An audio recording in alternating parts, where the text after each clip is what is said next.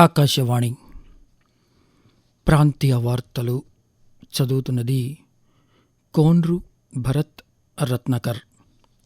ముఖ్యాంశాలు: వెలిగొండ ప్రాజెక్టు నిర్వాసితులకు రెండో విడత పునరుద్ధరణ పరిహారాన్ని ముఖ్యమంత్రి నారా చంద్రబాబు నాయుడు అమరావతిలో ఈరోజు పంపిణీ చేస్తారు. రాష్ట్రంలో పెట్టుబడులు పెట్టేందుకు పలు సంస్థలు ఆసక్తి చూపుతున్నాయని ఐటీ శాఖ మంత్రి నారా లోకేష్ పేర్కొన్నారు. కార్మికులకు మెరుగైన సామాజిక భద్రత కల్పించేందుకు చర్యలు తీసుకుంటున్నామని కేంద్ర మంత్రి భూపతిరాజు శ్రీనివాస్ వర్మ తెలిపారు. రాష్ట్ర శాసనమండలి డిప్యూటీ చైర్మన్గా వైఎస్ఆర్ కాంగ్రెస్ పార్టీ శాసనమండలి సభ్యులు టి మాధవరావు ఏకగ్రీవంగా ఎన్నికయ్యారు. వార్తల వివరాలు: వెలిగొండ ప్రాజెక్టు నిర్వాసితులకు రెండో విడత పునరుద్ధరణ పరిహారాన్ని ముఖ్యమంత్రి నారా చంద్రబాబు నాయుడు అమరావతిలో ఈరోజు పంపిణీ చేయనున్నారని జలవనరుల శాఖ మంత్రి నిమ్మల రామానాయుడు తెలిపారు. అమరావతిలోని రాష్ట్ర సచివాలయంలో మంత్రి ఈరోజు మాట్లాడుతూ రెండో విడతలో 1600 మంది నిర్వాసితులకు 200 కోట్ల రూపాయల పరిహారాన్ని ముఖ్యమంత్రి అందజేస్తారని తెలిపారు. నిర్వాసితుల కోసం నిర్మిస్తున్న కాలనీల్లో మౌలిక వసతుల పనులు పూర్తయ్యాయని మంత్రి తెలుపుతూ, నిర్వాసితుల కుటుంబాలందరికీ కూడా పరిహారం అందించాలని ఆర్థిక శాఖకు కూడా ఆదేశాలు ఇచ్చారని చెప్పేసి కూడా మీ ద్వారా ఈ సందర్భంగా తెలియజేసుకుంటూ, పరిశీలించి పరిష్కరించడానికి 11 గ్రామాల్లో కూడా జిల్లా ఉన్నతాధికారులతో 11 కమిటీలు ఆల్రెడీ గ్రామాల్లో సర్వే చేస్తూ ఉన్నటువంటి పరిస్థితి.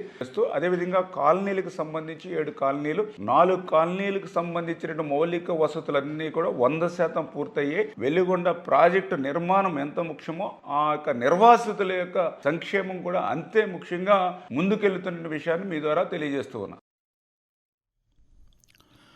రాష్ట్ర శాసనసభ శాసనమండలి వర్షాకాల సమావేశాలు ఈ రోజుతో 3వ రోజుకు చేరుకున్నాయి. సభలో ప్రశ్నోత్తరాలు కొనసాగుతున్నాయి.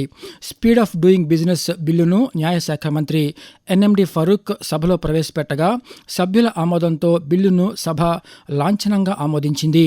అలాగే ఈరోజు సమావేశాల్లో గత ప్రభుత్వ హయాంలో గ్రూప్ 1 పరీక్షల్లో జరిగిన అవకతవకలపై చర్చ జరగనుంది.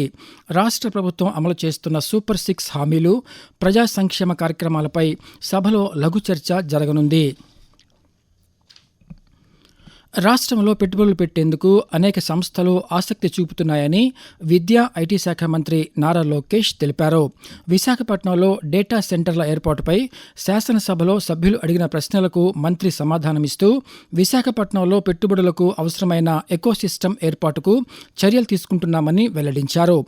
డేటా సెంటర్ల ఏర్పాటుతో లాజిస్టిక్స్, స్థిరాస్తి రంగాలు కూడా అభివృద్ధి చెందుతాయని మంత్రి తెలియజేస్తూ, ఈ మొత్తం డేటా సెంటర్స్ వల్ల అద్భుతంగా logistics, real estate, supporting infrastructure పెద్ద ఎత్తున విశాఖపట్నం కేంద్రంగా బిల్డప్ అవుతుంది అధ్యక్ష. ఈ సర్వర్స్ కానివ్వండి, పవర్ ఎలక్ట్రానిక్స్ కానివ్వండి, ట్రాన్స్ఫార్మర్స్ కానివ్వండి, కేబుల్స్ అని స్టోర్ చేయాలంటే మ్యాసివ్ ఎకో సిస్టమ్ కావాలి, జస్ట్ ఇన్ టైమ్ ఇన్ఫ్రాస్ట్రక్చర్. అది కూడా మళ్ళీ విశాఖపట్నం కేంద్రంగా మేము ఏర్పాటు చేస్తే జరుగుతుంది అధ్యక్ష. దీనివల్ల warehousing, commercial real estate, residential, transportation, hospitality, retail, ఈ మెయింటెనెన్స్ సర్వీసెస్ పైన పెద్ద ఎత్తున ఉద్యోగాలు, ఉపాధి కల్పించడానికి అద్భుతమైన అవకాశాలు ఉంటాయి అధ్యక్ష. ఎన్డీఏ ప్రభుత్వం గడిచిన 2 ఏళ్లలో ఏలేరు రిజర్వాయర్ జలాశయం పరిధిలో మరమ్మతులు, నిర్వహణ పనులకు 25 కోట్ల రూపాయలు కేటాయించిందని జలవనరుల శాఖ మంత్రి నిమ్మల రామానాయుడు తెలిపారు. అమరావతి శాసనసభలో ఏలేరు జలాశయం ఆయకట్టుపై సమస్యలపై సభ్యులు అడిగిన ప్రశ్నలకు మంత్రి సమాధానమిస్తూ, స్థానిక శాసనసభ్యులతో కలిసి ఏలేరు ఆయకట్టు ప్రాంతంలో క్షేత్రస్థాయి పరిశీలన చేపట్టినట్లు తెలిపారు. ఏలేరు ఆయకట్టుకు సాగునీటి అవసరాల కోసం 950 క్యూసెక్కుల నీటిని పంపిణీ చేస్తున్నామని, ఇప్పటి వరకు 2.6 టీఎంసీల నీటిని అందించినట్లు మంత్రి వివరించారు. ఆకాశవాణి ప్రాంతీయ వార్తలు వింటున్నారు. కార్మికుల సంక్షేమానికి ప్రాధాన్యతనిస్తూ వారికి మెరుగైన సామాజిక భద్రత కల్పించేందుకు కేంద్ర ప్రభుత్వం చర్యలు తీసుకుంటోందని కేంద్ర ఉక్కు పరిశ్రమల శాఖ సహాయ మంత్రి భూపతిరాజు శ్రీనివాస్ వర్మ తెలిపారు. విశాఖపట్నంలో భారతీయ మజ్దూర్ సంఘ్ BMS ఆధ్వర్యంలో కార్మికుల సంక్షేమంపై నిర్వహించిన చర్చా కార్యక్రమంలో కేంద్ర మంత్రి నిన్న పాల్గొని మాట్లాడుతూ, కార్మికుల హక్కులు, సంక్షేమం, సామాజిక భద్రత కోసం BMS నిరంతరం చేస్తున్న కృషి అభినందనీయమని అన్నారు.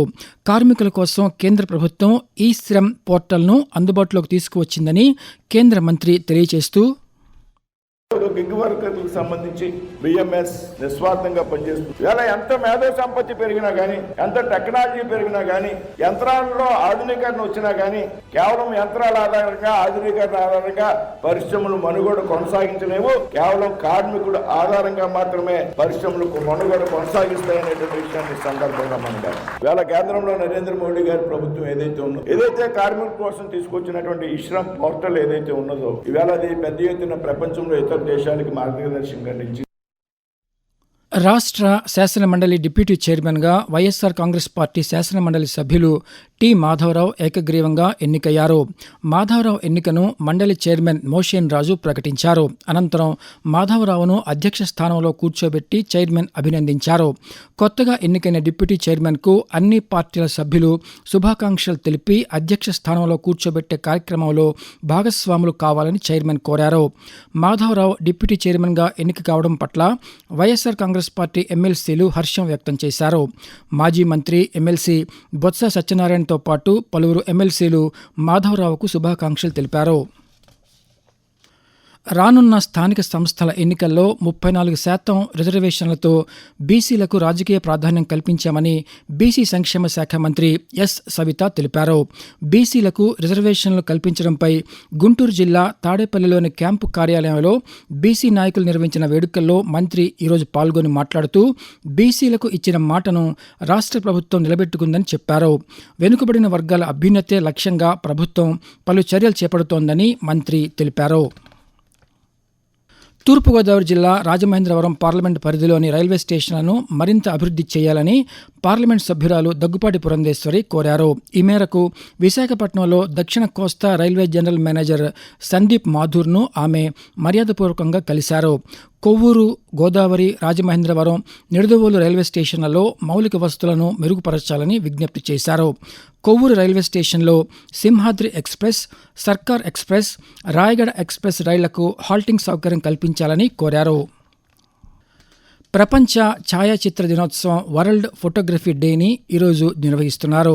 ఎన్నో భావాలను మాటలు లేకుండానే ఒక ఫోటో మనకు తెలియజేస్తుంది. ప్రస్తుత ఆధునిక జీవితంలో ఫోటోగ్రఫీకి ప్రత్యేక స్థానం ఉంది. మానవ జీవితంలోని ముఖ్యమైన సంఘటనలను, జ్ఞాపకాలను చిత్రాల రూపంలో భద్రపరుచుకోవడంలో ఫోటోలు ఎంతో ఉపయోగపడుతున్నాయి. 1839 ఆగస్టు 19వ తేదీన ఫ్రెంచ్ ప్రభుత్వం ఫోటోగ్రఫీకి సంబంధించిన హక్కులను ప్రపంచానికి ఉచితంగా అందించింది. ఈ రోజును గుర్తు చేసుకుంటూ ప్రతి ఏటా ఆగస్టు 19న ప్రపంచ ఛాయాచిత్ర దినోత్సవాన్ని నిర్వహిస్తున్నారు. ఫోటోగ్రఫీ కళపై ప్రజల్లో అవగాహన కల్పించడం, ఫోటోగ్రాఫర్ల ప్రతిభను గుర్తించడం లక్ష్యంగా ప్రతి ఏటా ప్రపంచ ఛాయాచిత్ర దినోత్సవాన్ని నిర్వహిస్తున్నారు. ప్రధానమంత్రి నరేంద్ర మోదీ తన మనసులోని భావాలను ఆకాశవాణి ద్వారా దేశ ప్రజలతో పంచుకునే మన్ కీ బాత్ మనసులోని మాట కార్యక్రమం 137వ సంచిక ఈ నెల 30వ తేదీ ఆదివారం ప్రసారమవుతుంది. మన్ కీ బాత్ కార్యక్రమానికి ప్రజలు తమ సూచనలు అందించాలని ప్రధానమంత్రి కోరారు. ప్రజలు తమ స్వర సందేశాలను 1-800-11-7800 టోల్ ఫ్రీ నంబర్కు గానీ, mygov.in వెబ్సైట్కు లేదా నరేంద్ర మోదీ యాప్కు గానీ ఈ నెల 28వ తేదీ వరకు పంపవచ్చు.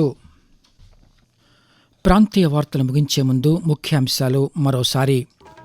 వెలిగొండ ప్రాజెక్టు నిర్వాసితులకు 2వ విడత పునరావాస పునరుద్ధరణ పరిహారాన్ని ముఖ్యమంత్రి నారా చంద్రబాబు నాయుడు అమరావతిలో ఈరోజు పంపిణీ చేస్తారు. రాష్ట్రంలో పెట్టుబడులు పెట్టేందుకు పలు సంస్థలు ఆసక్తి చూపుతున్నాయని ఐటీ శాఖ మంత్రి నారా లోకేష్ పేర్కొన్నారు. కార్మికులకు మెరుగైన సామాజిక భద్రత కల్పించేందుకు చర్యలు తీసుకుంటున్నామని కేంద్ర మంత్రి భూపతిరాజు శ్రీనివాస్ వర్మ తెలిపారు. రాష్ట్ర శాసనమండలి డిప్యూటీ చైర్మన్గా వైఎస్సార్ కాంగ్రెస్ పార్టీ శాసనమండలి సభ్యులు టి మాధవరావు ఏకగ్రీవంగా ఎన్నికయ్యారు. ఆకాశవాణి ప్రాంతీయ వార్తలు ఇంతటితో సమాప్తం. తిరిగి సాయంత్రం 6 గంటల 10 నిమిషాలకు విశాఖపట్నం కేంద్రం నుంచి ప్రాంతీయ వార్తలు వింటారు.